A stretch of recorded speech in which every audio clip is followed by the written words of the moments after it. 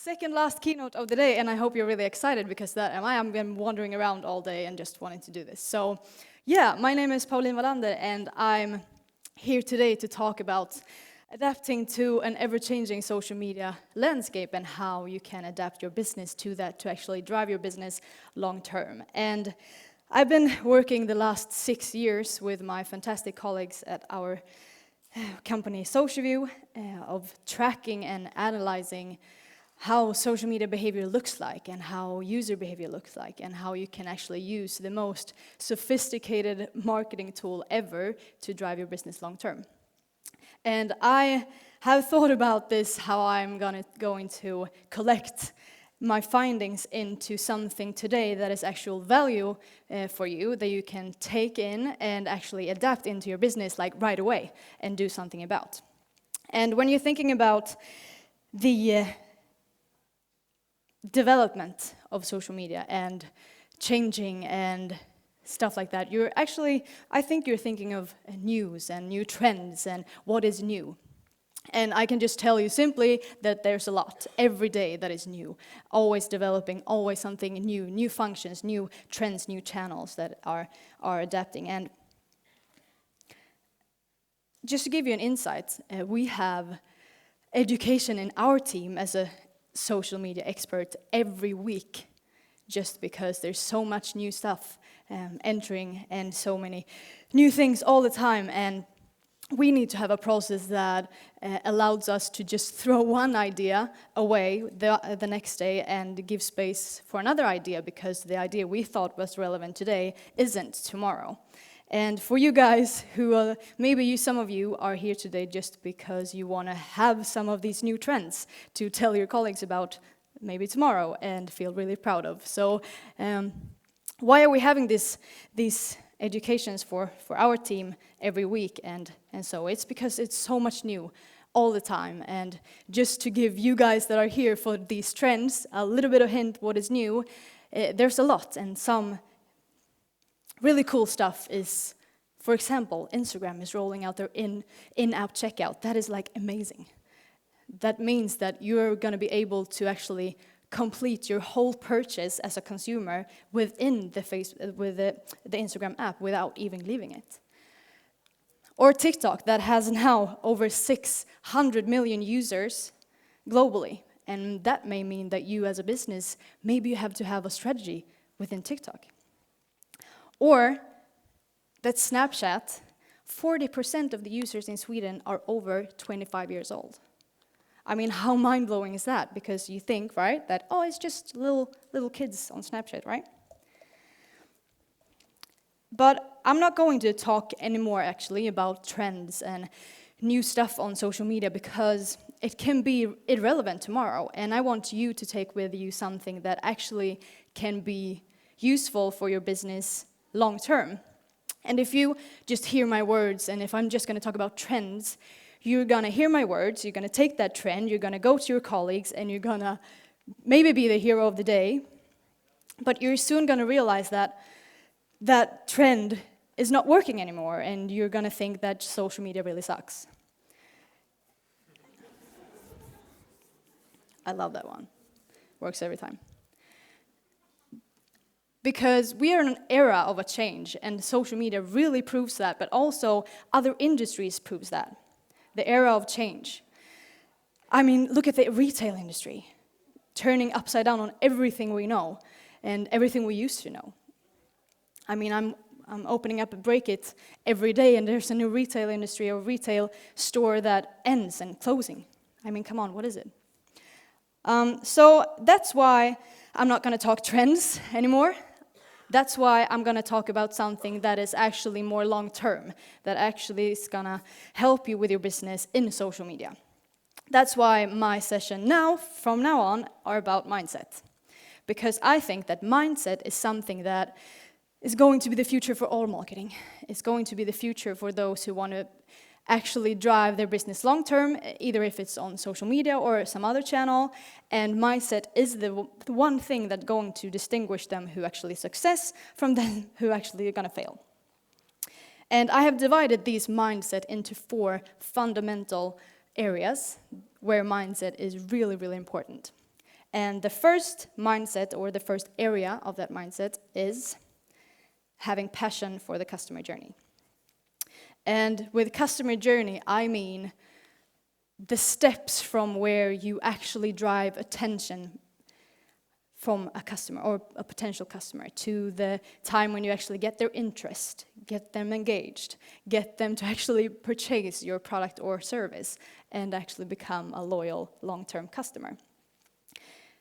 Because there's so many channels to actually choose from, and if you do not have the expertise as a CMO or business owner or a communicator, if you don't have the expertise in knowing exactly what value and what message you are going to deliver step by step to actually get a customer, how the hell are you going to choose the right channel and the audience on that channel?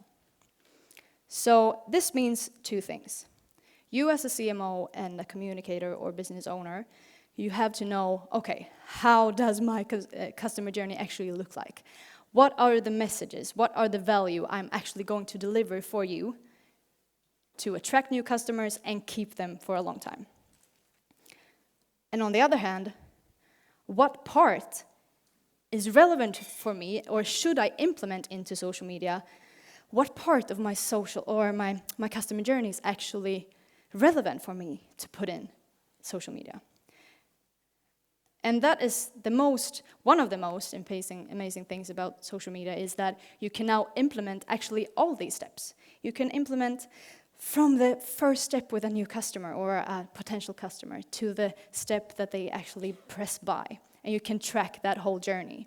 And that is truly amazing. But if it's not relevant for you to actually drive concrete sales on social media, how should you think?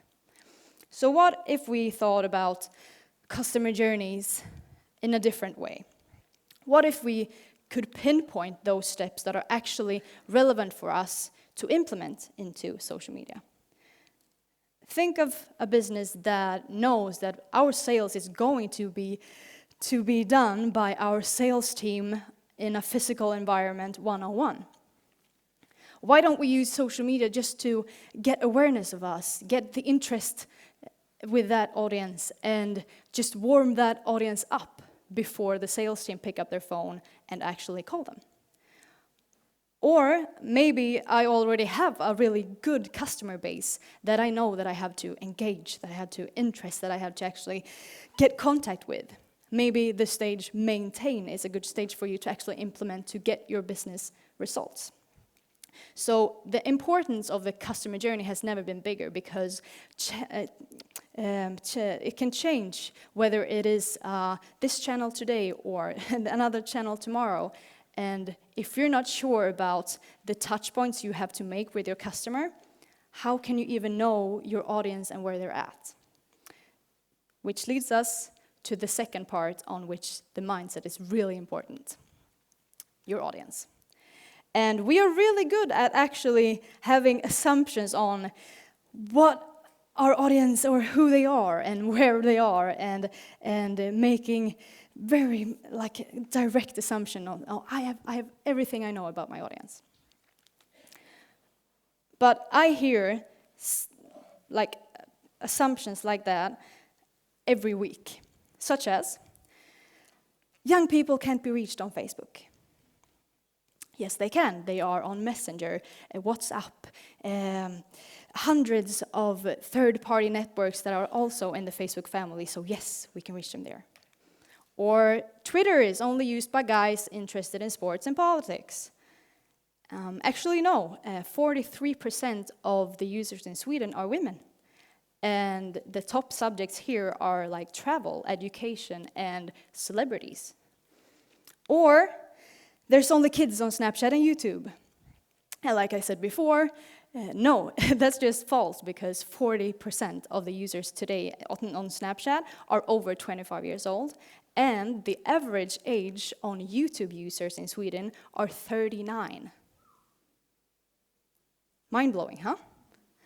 So we just need to stop making assumptions like this when it comes to our audience. We need to stop thinking stereotypes and personas, because maybe we were never stereotypes, but we only had one channel that was television and we became stereotypes.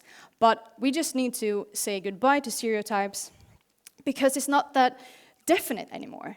We're not just one gender or one interest or one channel or one situation. We are so many different. So we need to think more about how we can focus our attention on their attention. Because focusing on their attention, we're going to get to know them much better than trying to, get a stamp on them with a demography factor like age, gender, and an interest. So, speaking about attention, why is this important? Yeah, because we know that the consumer or the consumption of content and social media, it looks like this, right? It's so many different situations, and I can be so many different persons. I can be that one on Facebook that really like funny cat videos, or I can be that art lover that hunts for art inspiration on Instagram, or I can be on Twitter and reading about business and space travels to Mars, like for hours. So there's so many different situations that we are different people in, and it's not definite. And I heard someone the other day saying that, yeah, our audience are readers, and they always like to read more about everything. And I'm like, yeah, that's me as well, but in some way I'm just like really quick on something and want to buy it now. So we are different human beings, depending on different situations. So focusing on their attention is going to lead you more to not have any assumptions of where they are, on which platform, and also if the platform doesn't exist tomorrow, you're going to hunt for their attention. And it's no danger for you if they change platform, because you are focused on their attention and where they go. So catching attention leads us to the third fundamental area to have a good mindset in, and that's your content.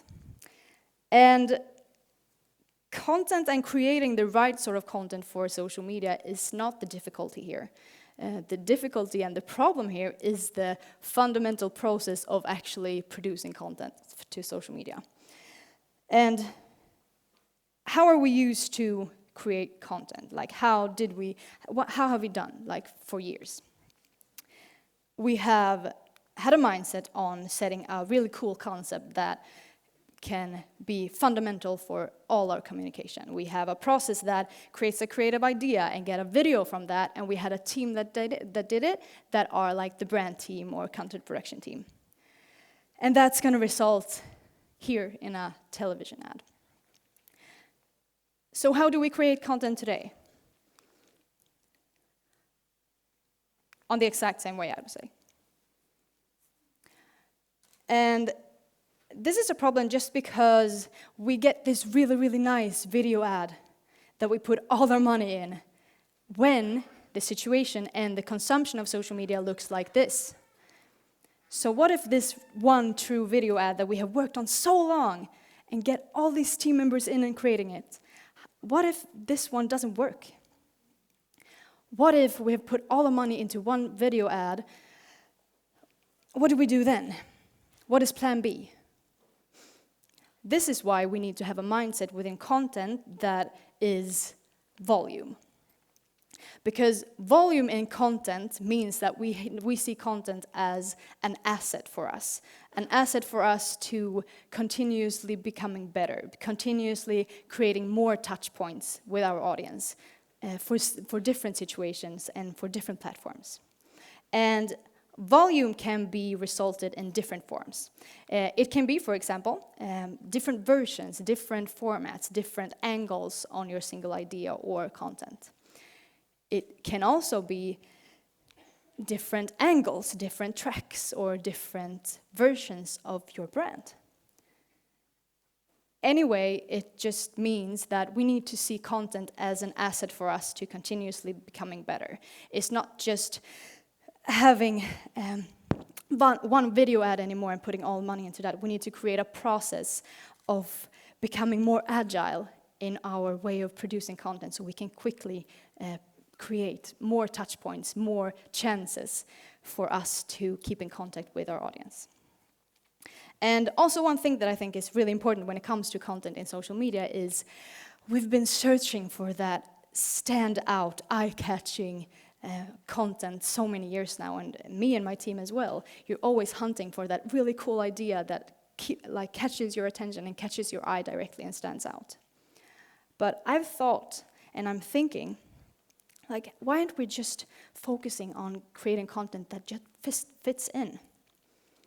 Because can't we just focus on where the attention already is? Do we have to disrupt it all the time? Can't we just fit in? This is an example of Idol of Sweden, and they do it really well.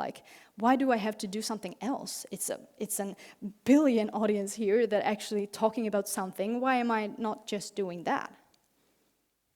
So stand out versus fitting in is a really, really interesting subject when it comes to content. And that leads us to the fourth and the last area of where mindset is really, really important, which is measurement. And measurement is something that I know that you and me both love and hate, because there is an ocean of KPIs and ways of measuring social media today. And I think that it's important to see measurement in 3 different parts here. There's 3 different mindsets that is really important here when it comes to measurement. And the first one is asking the right questions. I don't know if it is every week I get the question, or the wrong sort of question. We were starting up with a project the other day, and we are just initiating our ads and our project in social media, and they were asking me, are we selling anything? And I'm like, there's the door, because we're initiating brand awareness here. We are working with video views. I'm just going to ask the audience to look at my video and maybe remember me after this. I'm not going to ask them to buy anything. Or the question can be, how do I increase my followers? And I'm like, is it even relevant for you to increase your followers? Or how are you going to get anything from that? Is it going to increase your business goals? If that's a yes on that question, okay, it's okay to ask the question on how you increase your followers. But if you don't have the answer to why it's relevant, don't ask it. It's not relevant for you. So asking the right questions means that understanding what phase you are in. Are you in a phase that you can actually start asking for a purchase? Or are you in a phase there where no one even knows your brand and you have to actually create some brand awareness before you can ask the question, do we sell anything? So that's the first part. The second part is to look at measurement as a football field. And I love this one. It's like you're not asking the defenders on how many goals they did. You're asking them how many times they defended us against the other team and how many passes they made up to the offenders, right? But the offender on our team, the forward or Zlatan, because we're in Malmö now, so you're definitely going to ask Zlatan, did you make any goals? But he haven't been able to do these goals if the team weren't there to back him up, right? And defend ourselves from the other team and passing the balls up to him.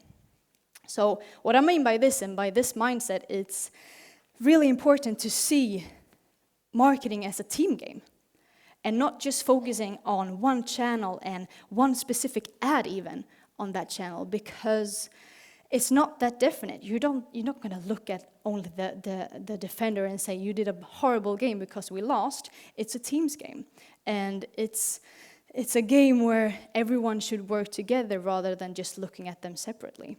And that's the mindset we need to have when it comes to marketing, in social media anyway.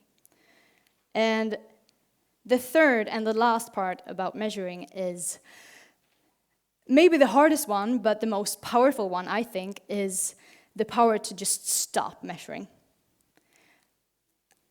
Because I think that not H&M or Coca-Cola or IKEA or Nike or any one of the biggest brands in the world are sitting every day and complaining about their CPM or CTR or a return of ad spent on one single Facebook ad. They are focusing on how to grab their audience attention, right? And how to keep it no matter what. And that's marketing. So we need to just understand when it's just, we have to quit measuring, because we can always measure everything, and we're gonna measure like how many sales did we get, how many watched my ad, how many remembered my ad, how many people went into my website, how many dropped out of the cart, how many put that much time into looking at my products. And we just need to sometimes just go for a gut feeling and knowing that we are humans as well. And some human emotions connected with tech and data is sometimes really good. So why am I talking about having passion for the customer journey, or focusing on attentions instead of finding these stereotypes and personas that might not exist anymore? And why am I talking about content volume and seeing content as an asset for us to creating more touch points with our audience? And why do I say stop measuring sometimes? It's just because nothing is definite when it comes to social media. And I had the question the other day that was, oh, what content is working now on social media? And that question is just wrong, because it's also relative. And the channels that we know today can be go tomorrow. And we need to understand that there's a mindset that has to be done here. And I think that if you can have the mindset of knowing your customer journey from A to Z, and creating an environment where you can create content at scale and searching for your audience attention rather than just the stereotypes and the power to stop measuring, you are going to be a long ahead of your competitors when it's come to adapting to a social media environment, but also adapting to a marketing environment. And that is not like specific for any channel. And I think that this sort of mindset is going to create that hallelujah moment within your colleagues tomorrow, instead of just, oh, that trend, when your competitors is focusing on the trend to hang on to. Thank you.